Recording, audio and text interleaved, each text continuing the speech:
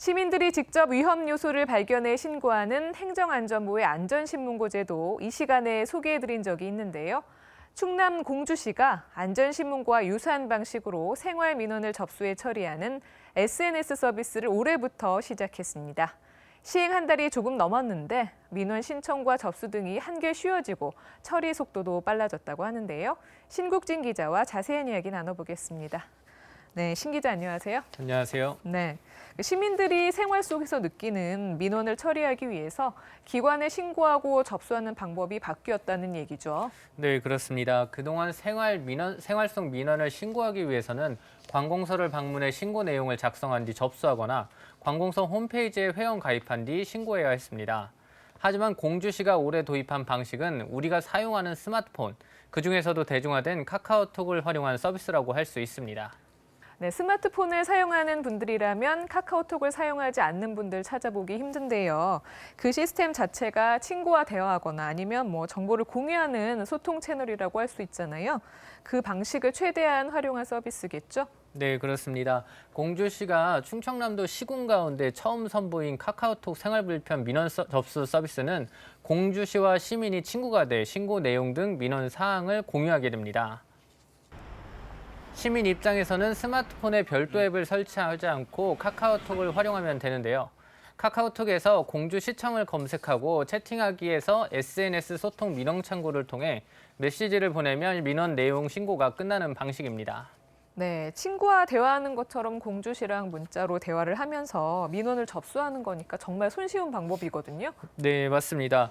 기존에 민원실을 방문하는 건 민원인이 상당히 불편하다는 단점이 있었습니다. 또한 시 홈페이지에 들어가 민원을 접수할 때에는 시민이 공인인증에 회원 가입까지 해야 하는 번거로움 때문에 상당히 불편했다고 합니다. 하지만 이번 시스템을 통해 접수 방식 등이 상당히 간결해졌습니다. 오프라인으로 이제 서류 접수를 한다든지 저희가 이제 온라인상으로 홈페이지를 통해서도 접수를 받고는 있지만 여러 가지 좀 이렇게 인증이라든지 좀 번거로운 절차를 거치시는 부분들이 있어요. 근데 지금 이제 카카오톡이라는 그 플랫폼 자체가 우리 국민 대다수가 사용을 하고 있기 때문에 쉽게 접근이 가능하고 누구나 좀 사용이 편리하시기 때문에 네, 공주시는 올해 이 서비스를 처음 도입했다고 했잖아요. 그런데 이제 한 달이 조금 넘었는데 성과가 있었는지도 궁금합니다. 네, 시행 한 달이 조금 넘은 지난 4일까지 카카오톡 생활불편 민원 접수 서비스에 총 62건의 서비스가 접수됐다고 합니다.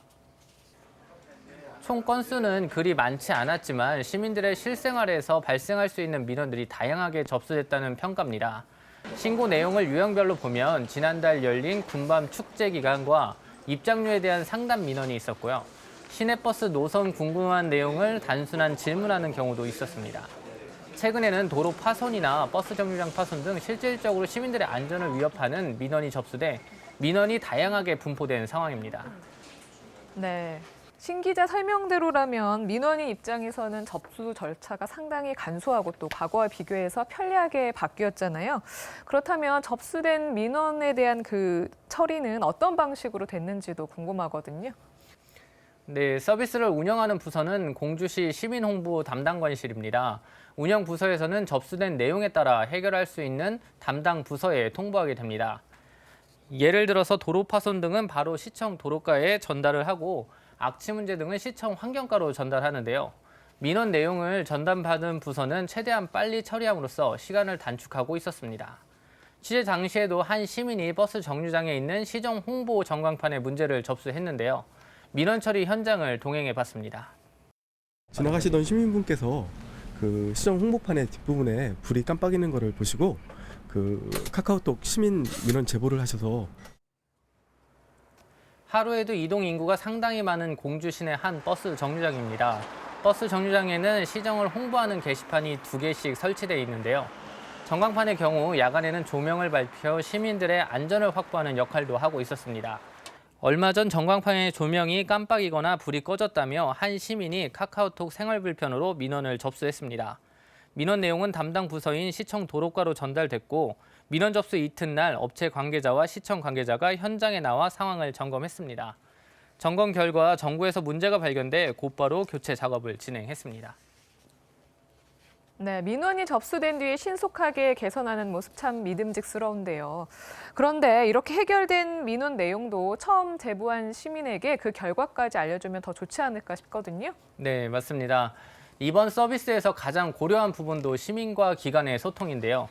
시청에서는 민원인에게 접수된 내용을 처리한 뒤에는 처리된 사항을 곧바로 답변해 처음 문제를 제기한 시민에게 결과를 알려줬습니다.